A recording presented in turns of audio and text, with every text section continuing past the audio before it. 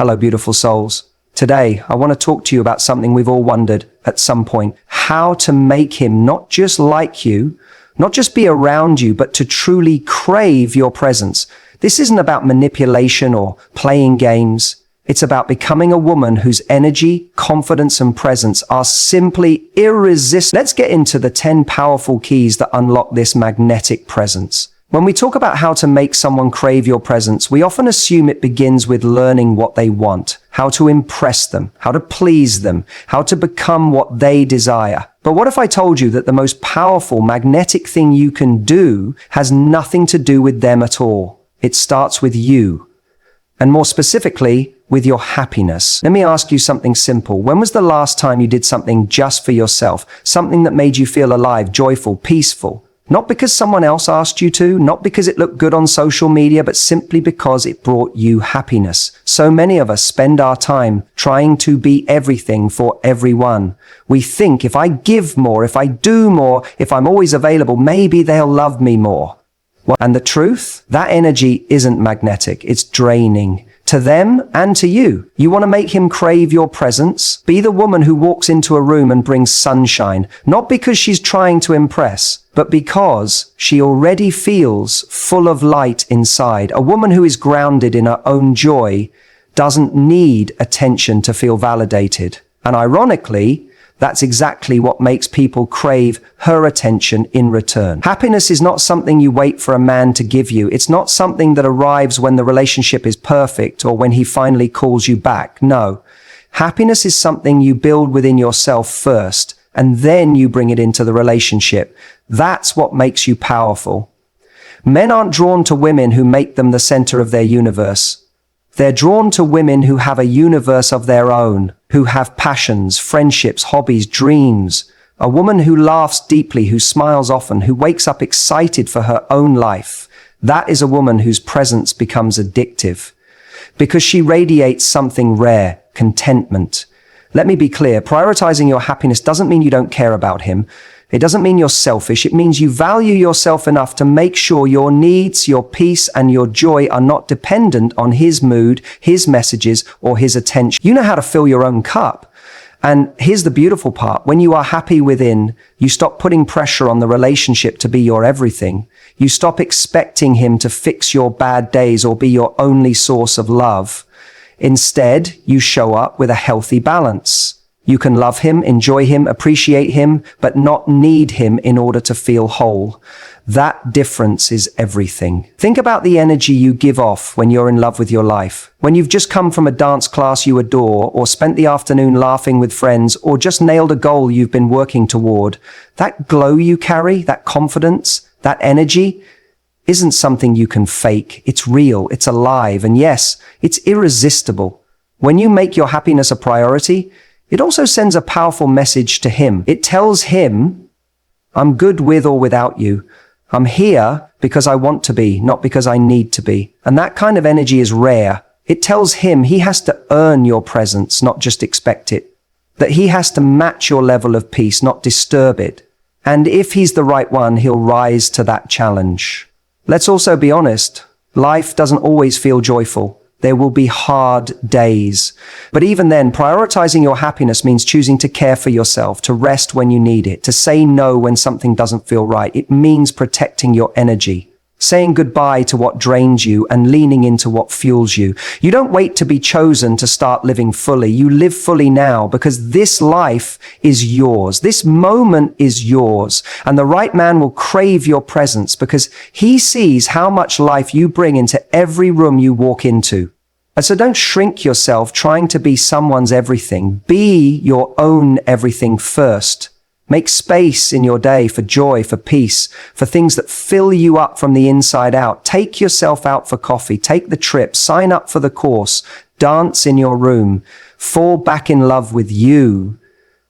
Because the more you love your life, the more you become someone worth chasing. Not because you tried to be, but because you already are. There's something incredibly powerful about a woman who is unapologetically herself. Not a version of herself that she's polished to fit someone else's expectations. Not the version she thinks he might like more, but the real, raw, unfiltered version. The woman who knows who she is, what she stands for, and isn't afraid to show up exactly that way. Authenticity is magnetic, not because it's always pretty or perfect, but because it's real. And we live in a world where people are constantly performing on social media, in dating apps, in relationships. We show the highlight reels. We say what's right. We dim the parts of ourselves that feel too much or not enough. And yet, deep down, what we all crave isn't perfection, it's connection. And connection can only happen when we're truly seen. Think about it. Have you ever met someone who just owned who they were? Who didn't care if they were a little quirky or awkward or bold or quiet. They just carried themselves with this energy that said, this is me, take it or leave it. That energy, that's powerful. It's not arrogance, it's freedom. And freedom is irresistible. When you are unapologetically authentic, you give others permission to do the same. You become a safe space, not because you're trying to be, but because your truth makes it easier for others to live in theirs. And for the right man, that's exactly what he'll crave. Not someone who's pretending to like what he likes. Not someone who's constantly agreeing just to avoid conflict, but someone who brings her full self to the table with depth and fire and softness and honesty. That's where real connection lives. The thing is, many of us have been taught to shrink ourselves, to water down our opinions, to act less emotional, less intense, less difficult. We've been told to smile more, stay quiet, not be too much. And so we wear masks, little ones, big ones. And after a while, it becomes easy to forget who we even were underneath them. But here's the truth. You were never meant to blend in. You were never meant to be a copy of someone else's version of likable. You were meant to stand out, to shine in your own way, to attract what aligns with your soul, not what tolerates your silence. Being authentic means showing up even when it's messy, speaking your truth even when your voice shakes, letting someone know how you feel, not to get a certain reaction, but because it's real and deserves to be expressed. It means saying no to things that don't feel right, even if it disappoints someone. It means laughing loud, dancing weird, having strong opinions, or being vulnerable enough to say, I'm scared, or I don't know, or this matters to me. And yes, not everyone will get it. Not everyone will love it. Some people will walk away. But here's the gift in that. When you're authentic, the only people left in your life are the ones who love you for you. Not the act, not the mask, the real, wild, flawed, beautiful you. And that's the kind of love worth having, because let's be real, what's the point of being loved for a version of yourself that isn't even real? That kind of love never lasts, because deep down, you know it wasn't you they fell for, it was the performance. And keeping that performance going, it's exhausting. You deserve more than that. You deserve love that sees you, accepts you, celebrates you. So stop apologizing for who you are. Stop shrinking your voice to make someone else comfortable. Stop pretending to be less passionate, less emotional, less ambitious, less anything just to be liked. The right man won't just accept your truth, he'll admire it. He'll feel lucky to have a woman who isn't afraid to be real, a woman who says what she means, a woman who isn't afraid to stand alone because she knows her worth, doesn't depend on anyone else. When you live in your truth, you become unforgettable, because authenticity leaves a mark. It makes people feel something. And the man who's meant for you, he'll crave that energy, not because you chased him, but because you were too busy being your brilliant, bold, unshakable self to even worry about what he thought. So, if you want to be unforgettable, stop trying to fit the mold. Break it, smash it, walk your own path, laugh at your own jokes, share the things that light you up, be passionate, be messy, be real, be proud, and never apologize for any of it, because the most irresistible thing you can ever be is you. There's something deeply empowering about a person who knows how to set boundaries, and not with anger, not with drama, but with grace. A person who can say, this is what I'm okay with and this is what I'm not, without guilt, fear, or apology. Because let's be honest, setting boundaries isn't about being cold, it's about being clear. It's not about pushing people away, it's about choosing who gets close and under what conditions. If you want someone to crave your presence, to respect you, to value your time and your energy, then you have to be the one to show them how.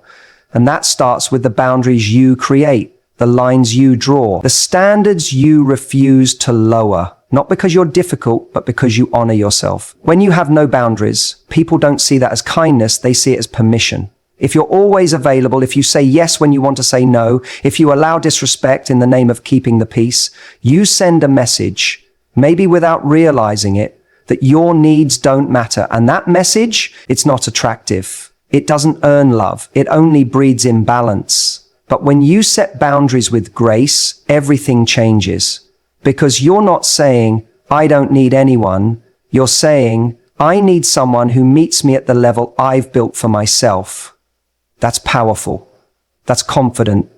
That's rare.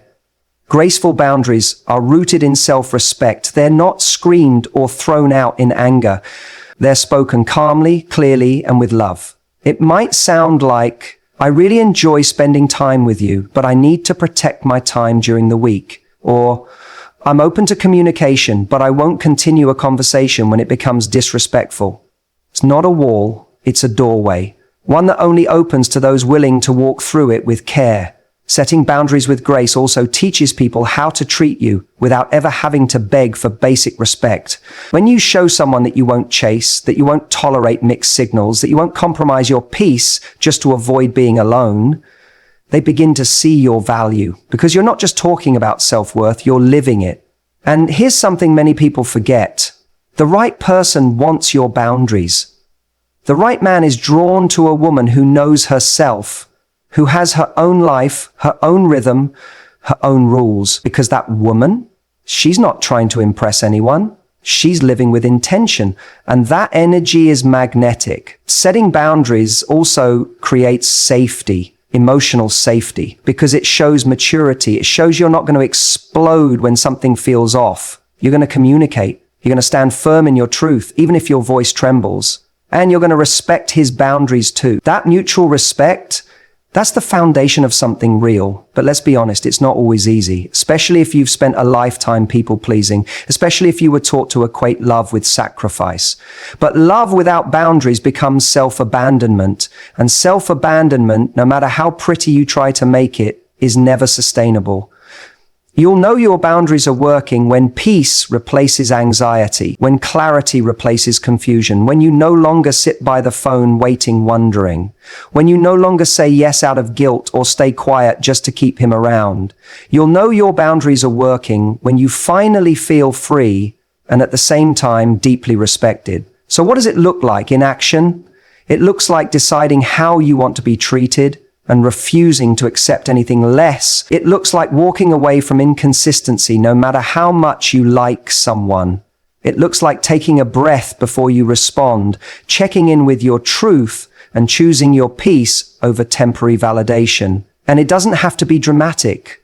It doesn't have to come with ultimatums. You don't need to make a scene. In fact, the most powerful boundaries are quiet. They're felt, not forced. You simply adjust your energy. You create space. You walk with dignity. You say with your actions, I know my worth, and I'm not afraid to lose you if it means I get to keep myself. That's grace. That's strength. That's how you become the kind of woman whose presence is craved, not because you tried to fit in someone's world, but because you built your own, and you invited only the ones who could treat it with care. So don't be afraid to set boundaries. Don't be afraid to disappoint people who were only comfortable when you had none. Because the ones who are meant for you, they'll meet you at the line you've drawn, and they'll thank you for it. Because in a world full of people willing to give themselves away just to be liked, you chose to stay whole. And that is the most beautiful thing you could ever do. There is nothing more captivating than someone who is deeply engaged with their own life. Someone who wakes up in the morning with purpose. Someone who has things going on, plans, dreams, goals, hobbies, friendships, passions. A woman who doesn't make a man her whole world because she already has a world of her own. That energy, it's electric. It draws people in, not because you're trying to be noticed, but because you're fully alive. When you maintain a full life, You don't just wait for someone to choose you. You choose yourself again and again. Every single day, you go out and create joy rather than waiting for someone to deliver it to you. You explore, learn, connect, and grow, not because you're trying to prove something, but because that's who you are. A woman with depth, a woman with substance, a woman who refuses to pause her life in hopes that someone else might finally show up. The truth is, when you build a life that fulfills you, you become incredibly attractive, not just romantically, but energetically. People feel that. They feel your joy. They sense your wholeness. And the right person? He's not looking to complete you. He's looking to complement you. He's drawn to your fire, not afraid of it. And when you're living fully, you don't lose yourself in a relationship. You invite someone in without losing your center. So many people make the mistake of shrinking their life when they start to fall for someone. Suddenly the gym is less important, time with friends gets rescheduled, hobbies are set aside, and before long, the relationship becomes the only thing that's growing, and the person who once felt whole begins to feel small. But the irony is, what makes someone crave you in the first place is seeing that you're already thriving, that you already have a full plate, a busy mind, a heart engaged in 1,000 little things that light you up. You don't need to apologize for that. You don't need to scale back your joy or your schedule just to make space for someone else. The right person finds that inspiring. They're not looking for someone who revolves around them. They're looking for someone who revolves around life, someone who is curious, creative, independent, fulfilled. And when you're in that space, love becomes a beautiful addition, not a desperate need. Maintaining a full life also protects you from settling. When you're bored, lonely, or disconnected from your own passions, it's easy to accept less than you deserve just to feel something. It's easy to get caught in a cycle of almosts, almost enough, almost what you want, almost aligned. But when your life is rich, you don't chase crumbs. You don't compromise just for company. You wait for someone who matches your energy. Because you're not lonely, you're whole. You have friends who bring you laughter, a purpose that fuels you, places to be, things to do, people to see. You don't rely on a text message to feel good about yourself. You don't rearrange your day for someone who won't even commit to theirs. You've built something solid, and that means anyone who wants to be a part of it needs to bring value, not distraction. Living fully also keeps you grounded when emotions get intense. Because let's be real, falling for someone can be thrilling and all-consuming. But when you have routines, responsibilities, and passions outside of that person, you stay balanced. You remember that your life is big, with or without a relationship. And that sense of perspective keeps you from losing yourself. Think about what lights you up. Is it painting, traveling, dancing, cooking, learning new languages, working on your career, building a business, mentoring others? Do more of that. Dive into what makes you feel alive. Surround yourself with people who challenge and support you. Go on solo adventures. Say yes to new experiences. Make memories that are yours, not shared, because one day someone will enter your life and want to know all about those things. They'll want to hear your stories, learn your passions, and walk beside you in the life you've already built. But if your life is empty, if you're just waiting for love, waiting for excitement, waiting for purpose, then anyone can walk in and become the center of your world. And that's dangerous. Because you'll tolerate more, accept less, and stay too long in places that don't feed your soul. But when your life is already full, you're not afraid to walk away from anything that doesn't add to it. Because you're not looking for someone to fill a void, you're looking for someone who adds color to a canvas that's already vibrant. So, protect your peace. Prioritize your joy. Fall in love with your own life before asking someone else to fall in love with you. Because when you're living fully, the right person won't just admire you, they'll crave being part of your world. And not because you need them, but because you didn't.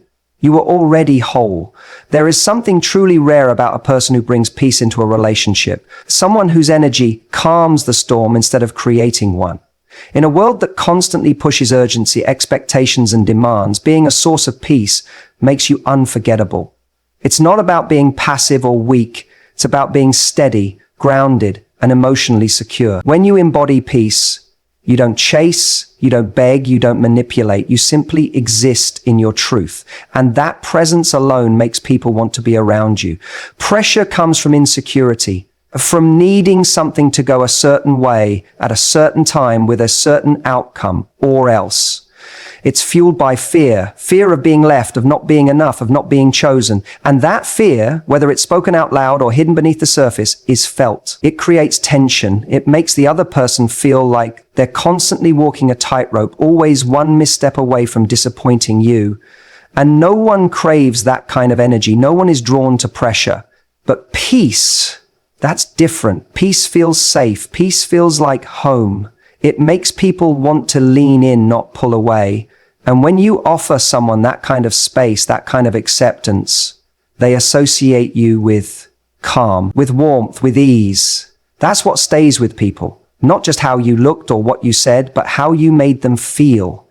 Being a source of peace doesn't mean you avoid your needs. It means you know how to express them with maturity. You don't demand love, you invite it. You don't rush someone to make a decision. You trust that the right one won't need pressure to see your value. And if they don't, you don't panic, you don't crumble, you simply let go with grace and continue walking in alignment with yourself. That kind of energy is magnetic, because in a world full of anxiety, chaos, and emotional volatility, someone who stays centered is like a breath of fresh air. You become a sanctuary, a safe space, a place where someone can be themselves without fear of constant conflict or judgment.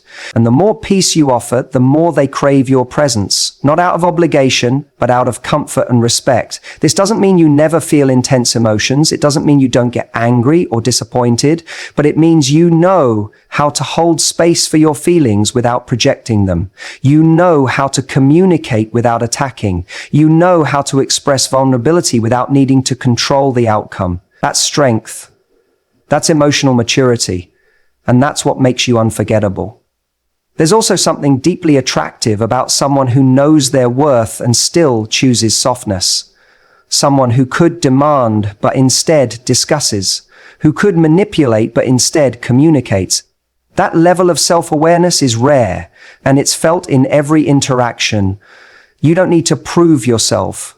You don't need to compete or control. You just show up in your fullness and let the connection evolve naturally. When a man feels that your presence brings him peace, he starts to protect it. He starts to value it. He starts to crave it. Not because you're playing games or withholding love, but because your energy feels like a place he can finally breathe.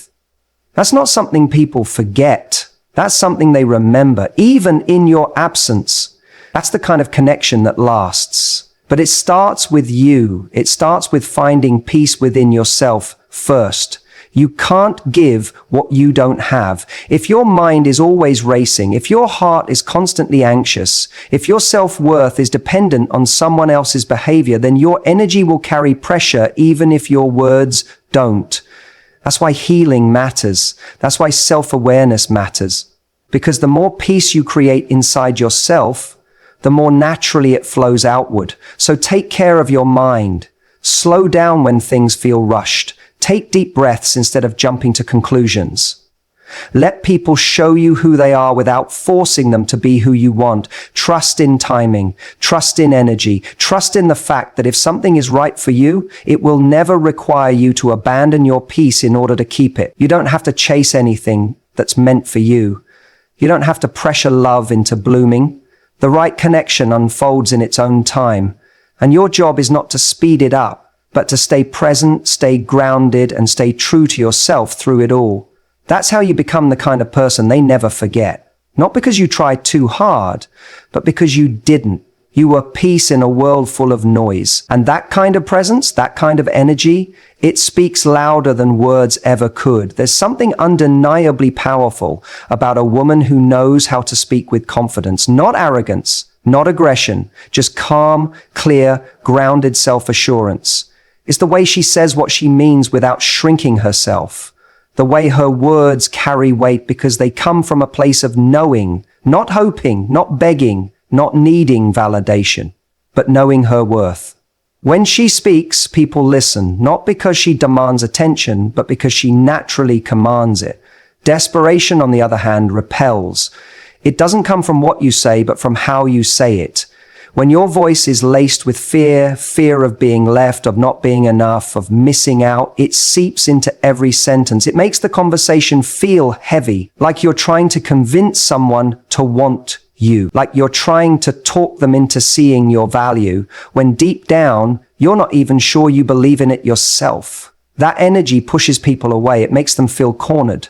And no one wants to stay where they feel pressured or guilted into caring. But when you speak with confidence, your energy is different. You're not trying to prove anything. You're not trying to be chosen. You're simply expressing yourself clearly, knowing that the right person will understand and the wrong one doesn't need convincing. Confidence sounds like, this is what I want. This is how I feel. This doesn't work for me. There's no drama, no emotional bargaining, just truth. And that truth lands differently because it comes from strength, not scarcity. The key is to believe that your voice matters, that your standards are valid, that your feelings are not too much, not too needy, not too anything. They're just real. You don't have to sugarcoat your needs to keep someone around. You don't have to tiptoe around what's important to you, hoping they won't run. Because if they run from your truth, they were never meant to stay. And if they stay because you hide it, you'll always feel alone, even in their presence. Confidence is also about what you don't say. It's the silence you allow when someone gives you mixed signals. It's the space you create when they go quiet. It's the self-restraint you show when you want to send another message just to feel close, but you don't, because you know connection built on insecurity won't last. You understand that sometimes saying nothing is louder than any speech, and that walking away from something unworthy is the boldest statement of self-love you'll ever make. When you speak with confidence, you set the tone. You're not waiting for someone else to define the relationship, to lead the conversation, to make the first move. You're not afraid of clarity. You ask what you need to ask. You say what needs to be said. And you don't crumble if the answer isn't what you hoped for. Because your self-worth isn't hanging in the balance. It's already solid.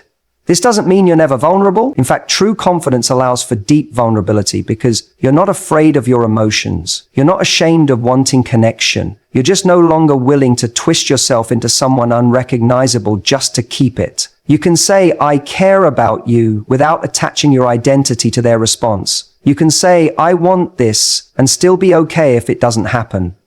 That's real power. That's emotional freedom. The way you speak tells people how to treat you, not just the words you use, but the energy behind them.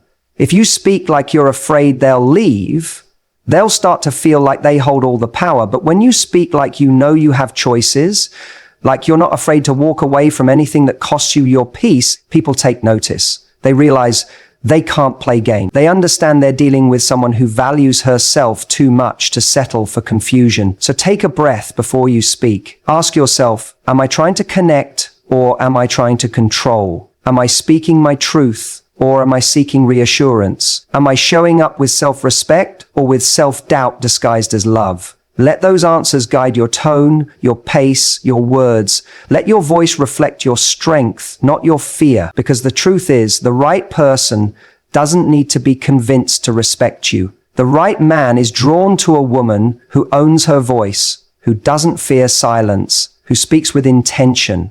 And when you carry yourself with that kind of energy, you attract people who are ready, not for games, but for something real. So don't be afraid to speak. Don't water yourself down to be digestible. Don't twist your truth into something softer just to be liked. Speak from your heart with your head held high, not to be chosen, but because you already chose you. And when you speak from that place, they'll feel it.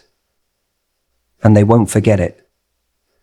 An emotional connection is not something you can fake, force, or fabricate. It's a feeling that builds quietly beneath the surface when someone starts to feel truly seen by you. Not just appreciated for what they do, but understood for who they are. When you trigger an emotional connection, you don't just impress someone, you move them. You leave a mark on their heart because your presence goes beyond surface level attraction. It creates warmth, safety, and resonance. And once someone feels that with you, it's hard for them to forget it. So how do you create that kind of depth? It starts with presence. When you're with someone, be with them. Listen without interrupting. Let your eyes meet theirs without looking away. Pay attention not just to their words, but to the pauses in between. What are they not saying? What are they feeling underneath the surface? When someone feels like you're truly tuned into them, like you're not just hearing, but truly listening, they begin to open up in a different way. They feel safe. An emotional connection starts with safety. Don't be afraid to go deeper in conversation. Move past the generic questions. Ask about their dreams, their fears, what keeps them up at night, what they wanted to be when they were little. What moment in life changed everything for them? When you invite someone into a space where they can be raw and real, you're telling them, you don't have to perform here. You don't have to be perfect with me. And that kind of emotional permission is rare and deeply attractive. But it's not just about asking the right questions. It's about what you offer in return. Vulnerability builds connection. It tells someone, I trust you with this part of me. And when done genuinely, it invites them to do the same. When you share your story, your struggles, your truth, not in a dramatic way, but in a calm, grounded, honest tone, it sends a message. I'm not here to impress you. I'm here to connect. And that message lands differently. It cuts through the noise. Triggering an emotional connection also means being consistent with your energy. When someone feels like they can depend on how you show up, not perfect, but real, they begin to relax into your presence. They don't have to guess which version of you they're going to get today. They don't have to chase for your attention one moment and then be pushed away the next. Emotional connection grows in stable soil. And when you become that calm, steady ground, people begin to associate you with comfort, not chaos. Humor is another bridge to the heart. Shared laughter is a shortcut to emotional intimacy. It's disarming, it lowers defenses, and it allows people to be playful and light around you. When someone feels like they can both cry and laugh with you, you become irreplaceable. Because now, you're not just someone they can open up to, you're someone they can feel with. That's the foundation of real connection. Empathy is the soul of emotional depth.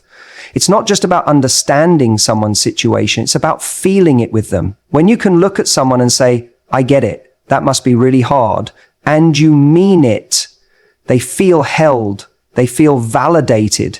And validation is one of the most powerful emotional needs we have as human beings. When people feel like their emotions are respected and mirrored, they grow closer, they feel safer. And that emotional safety becomes addictive. Another powerful way to deepen connection is through appreciation. Not just the usual compliments, but noticing the little things, the way they get quiet when they're thinking, the way they always try to make others feel comfortable, the way they talk about the people they love. When you point out the details others overlook, you send a powerful message. I see you. Not just your looks or accomplishments, but your essence. And that makes people feel cherished in a way that physical attraction never could. But none of this works if it's performative. Emotional connection only happens when you're authentic. You can't use these tools as tactics. People feel the difference. Connection isn't a strategy, it's a byproduct of genuine emotional availability. If you want someone to open their heart, you have to be brave enough to open yours. You have to be willing to be present without controlling the outcome, to give without expecting, to care without calculating. The beauty of emotional connection is that it bypasses logic. You can't always explain why you feel so drawn to someone. You just do, because something about them makes you feel alive. Something about them feels real. And when you become that person for someone, not because you're trying to be, but because you are, you build something that can't be easily replaced.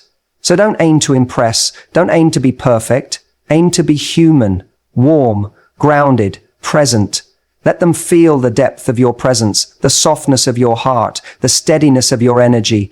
That's how you trigger emotional connection, not with words alone, but with the feeling you leave behind. And once that feeling is there, it's unforgettable, because it's not about how you made them think, it's about how you made them feel. And that feeling, that's what they'll come back for again and again. There's something undeniably magnetic about a person who holds a little bit back, not in a manipulative or distant way, but in a way that leaves room for curiosity. Staying a little mysterious isn't about playing games. It's about letting someone discover you layer by layer instead of giving everything away all at once. It's the quiet confidence of knowing you don't need to overshare or overperform to be worthy of attention. It's that intriguing balance of being open enough to connect, yet reserved enough to keep someone leaning in, wondering what else there is to you. In a world that moves fast and demands instant gratification, mystery becomes rare and incredibly attractive. Most people spill everything about themselves early on, thinking that more information equals deeper connection. But the truth is, emotional closeness thrives on pacing. When you leave a little to the imagination, you give someone something to explore. You give them a reason to keep showing up, to keep asking questions, to stay curious about who you are. Mystery doesn't mean being cold or distant. It means you don't feel the need to explain every part of yourself right away. It means you don't rush into deep confessions in the first few conversations. You let people earn access to your world. And in doing so, you communicate something powerful. I value myself enough to protect my energy, and I don't hand my heart over lightly. That kind of self-respect is incredibly attractive. Being mysterious isn't about being unreadable. It's about choosing what to reveal and when. It's about letting someone sense your depths without immediately diving into them. It's about sharing enough to build a connection while keeping enough to invite pursuit. Think of it like reading a novel. You don't want the whole plot revealed in the first few pages. What keeps you turning the page is the unknown, the potential, the subtle hints that something more is coming. And here's the truth. People value what they work for. When you give someone everything up front, your time, your thoughts, your availability, your full emotional world, they may appreciate it, but they're not compelled by it.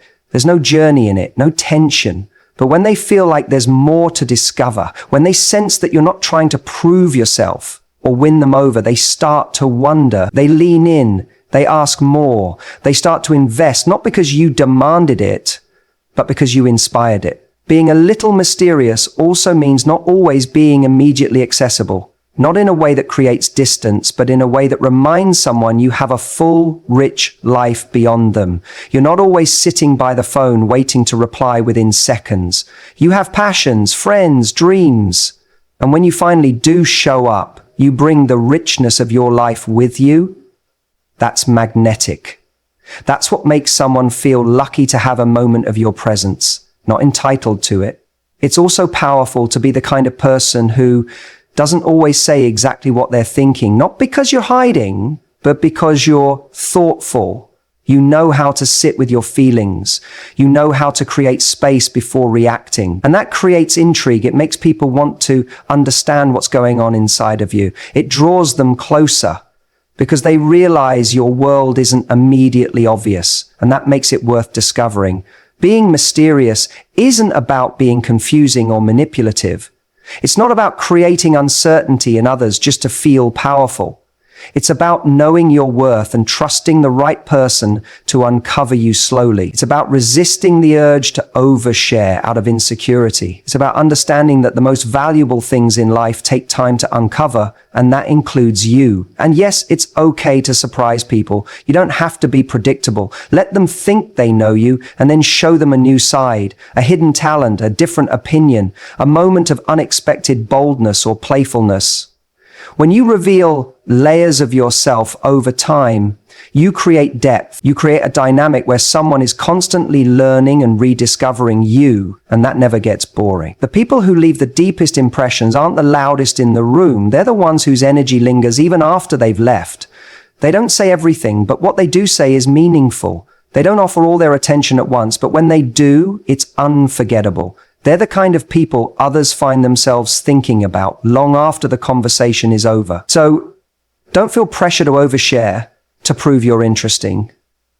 Don't feel like you need to put everything out there to be accepted. Let someone earn your story. Let them ask the second question. Let them sit in the pause with you and feel that beautiful space where curiosity lives. Because once they realize there's more to you than what meets the eye, They'll want to keep coming back to uncover what's next. Mystery is not about playing hard to get. It's about being so grounded in your value that you don't feel the need to give it all away. It's about honoring the unfolding, trusting the pace, believing that what's meant for you won't be scared off by your layers. It will be drawn to them. And when you can hold that energy, you don't just attract someone's attention, you captivate their heart. Mirroring the energy someone gives is one of the most intuitive and powerful ways to create connection. It's not about mimicking their every move or becoming a reflection of them. It's about responding to their emotional state and meeting them where they are. The energy we give off speaks volumes, often louder than words, and when we mirror that energy in a sincere, balanced way, we foster mutual understanding, trust, and closeness. This connection is built on the simple principle that when two people are in tune with each other, they communicate more deeply and feel more understood. Mirroring doesn't mean copying someone like a parrot, nor does it mean pretending to be something you're not. It's more subtle than that. It's about picking up on the rhythm of the conversation, the tone of their voice, and the emotional undercurrents of their words.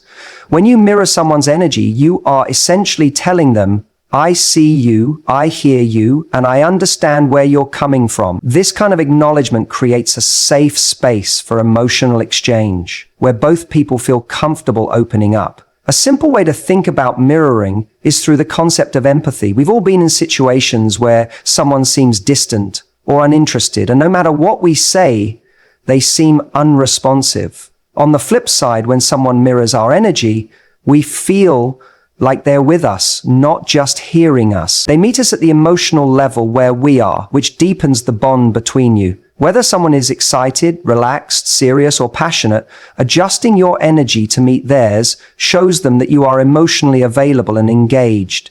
This technique is particularly effective in relationships because it can help avoid misunderstandings and emotional distance. For instance, if he's excited about a new project or a hobby, instead of downplaying his enthusiasm with disinterest or distraction, you can mirror his excitement. By matching his energy, you affirm his feelings and allow him to feel heard and valued. It's not about pretending to be as excited as he is. It's about acknowledging his enthusiasm and reflecting it back with genuine interest. This builds rapport and shows that you are emotionally attuned to him. Similarly, if he's feeling down or stressed, mirroring his energy means being calm, present, and emotionally available. You don't need to overwhelm him with solutions or try to immediately fix the problem. Instead, you simply mirror the calmness or understanding he may need in that moment. Offering him empathy and patience allows him to feel that he doesn't have to face his struggles alone. You're not only matching his energy, but you're also providing him with a safe space to process his emotions. The beauty of mirroring is that it establishes a rhythm in the conversation. When we mirror someone's energy, we naturally align with their emotional state, which makes our connection feel more fluid. Think about a dance. When two people are in sync, there's a natural flow to the movement. The same happens in conversation and emotional exchange. Mirroring creates a balance where neither person feels too overbearing or too distant. The conversation feels natural and the bond feels effortless. Of course, it's important not to force it. Mirroring should always feel organic. If you're not naturally aligned with someone's energy, trying to mirror it too much can feel inauthentic. That's why it's so important to be aware of the dynamics of the situation. If he's feeling upbeat and positive, don't counteract that with a downbeat or negative response. Similarly, if he's more quiet or reflective, responding with an overly enthusiastic tone might feel overwhelming or disconnected. The key is balance. Reflect his energy in a way that is authentic and respectful of the emotional space he occupies. Mirroring isn't just about responding to someone's energy, though. It's also about being attuned to your own energy and maintaining your emotional boundaries. If someone is displaying negative or draining energy, it's important to protect your own emotional well-being. Mirroring doesn't mean absorbing someone else's mood or energy. It means understanding it. If his energy is particularly negative, instead of mirroring that negativity, you can gently shift the tone of the conversation by offering a calming presence or a thoughtful response. In this way, you can still meet him emotionally without compromising your own energy. Another powerful aspect of mirroring is that it builds rapport and trust. When you mirror someone's energy, it signals that you are paying attention. that you care enough to connect on a deeper level. It makes someone feel valued and seen. This builds a sense of mutual respect, which is essential in any healthy relationship. You're showing that you are not just responding to their words, but to the feelings behind them.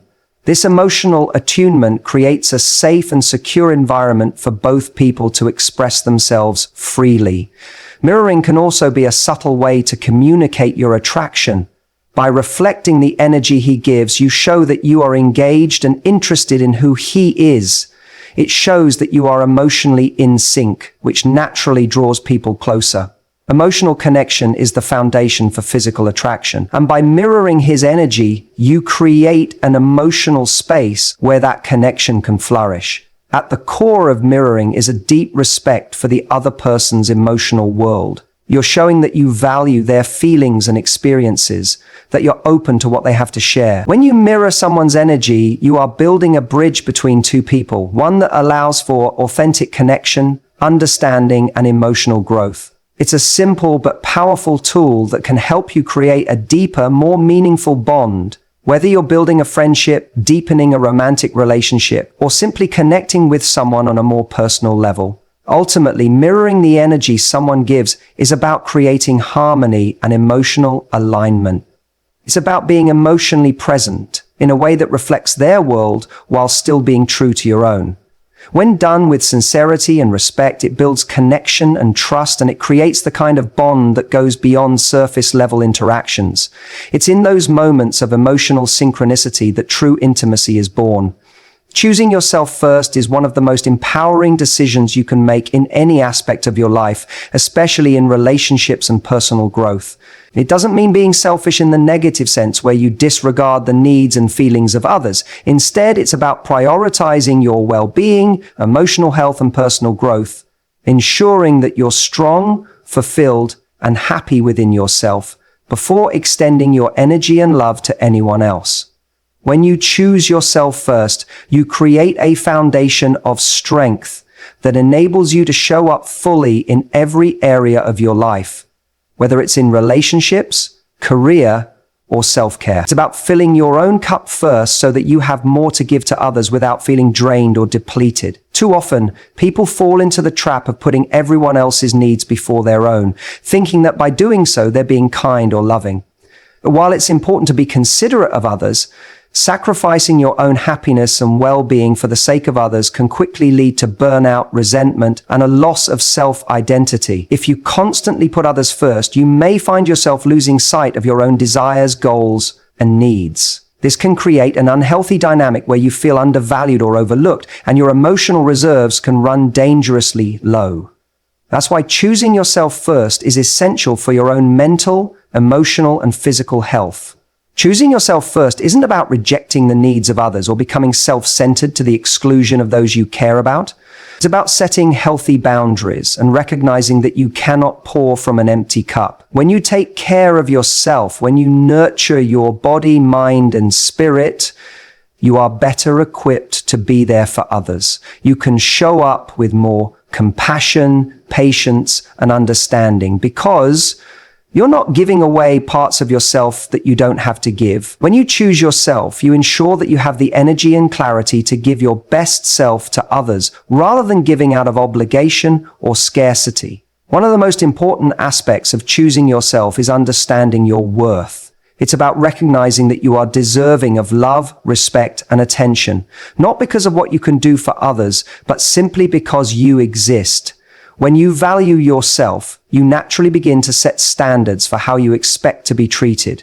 This means no longer accepting behavior that doesn't align with your values or boundaries. It's about knowing when to say no, even to things or people that might feel comfortable or familiar if they don't contribute positively to your life. Choosing yourself first means you refuse to settle for less than what you deserve, and instead, you make choices that align with your true worth. Setting these boundaries is often difficult, especially if you're used to people-pleasing or prioritizing the needs of others above your own.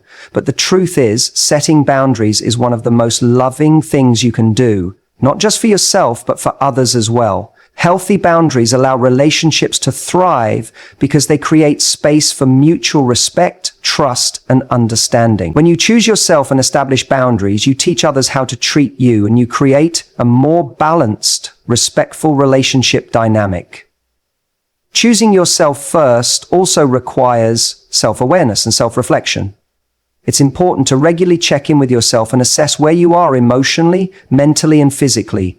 Are you feeling fulfilled, or are you running on empty? Are you prioritizing your own needs, or are you overextended, constantly giving to others at the expense of your own well-being? Self-awareness allows you to make decisions that are in alignment with your best interests, rather than acting out of fear, guilt, or obligation. It enables you to make choices that honor your values, desires, and goals, and to step away from situations or people that drain you or hold you back. The practice of choosing yourself first also involves self-care, taking time for yourself, whether it's through relaxation, hobbies, exercise, or simply taking a break when you need it.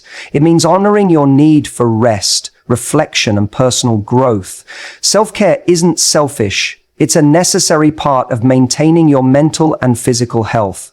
When you make self-care a priority, you become more resilient, more energized, and more capable of handling life's challenges. You also set an example for others, showing them that taking care of yourself isn't just important, it's essential. Another key component of choosing yourself first is the ability to release guilt. Many people feel guilty about putting themselves first, fearing that they're being selfish or letting others down. But the reality is that when you choose yourself, you're not abandoning others. You're simply recognizing that in order to be the best version of yourself, you need to take care of your own needs first. And when you're strong, centered, and fulfilled, you are in a much better position to support others. Releasing guilt allows you to make decisions that are in your best interest without constantly second-guessing yourself or seeking validation from others. Choosing yourself also means not compromising your values or integrity for the sake of others. It's about being true to who you are, even when it's difficult or uncomfortable. When you choose yourself, you honor your authentic self and refuse to shrink to fit into someone else's expectations or desires. This is liberating because it allows you to live in alignment with your truth without pretending to be someone you're not or sacrificing your own happiness for the comfort of others. Ultimately, choosing yourself first is not a one-time decision. It's an ongoing practice. It's about continuously making choices that honor your needs, your well-being, and your personal growth. It's about committing to your own happiness and ensuring that you're taking the time to nurture yourself in every way possible. When you choose yourself first, you become more confident, more capable, and more fulfilled, and you set the stage for healthier, more balanced relationships. You give yourself the gift of knowing that your happiness is not contingent on anyone else's approval or validation. Instead, it comes from within. And when you embrace that power, everything else in your life becomes more meaningful, more vibrant, and more aligned with your true self. In the end, the most powerful gift you can give to others is the gift of your best self. And to be your best self, you must first choose yourself. Because when you do, you open the door to living a life full of purpose, joy, and authenticity.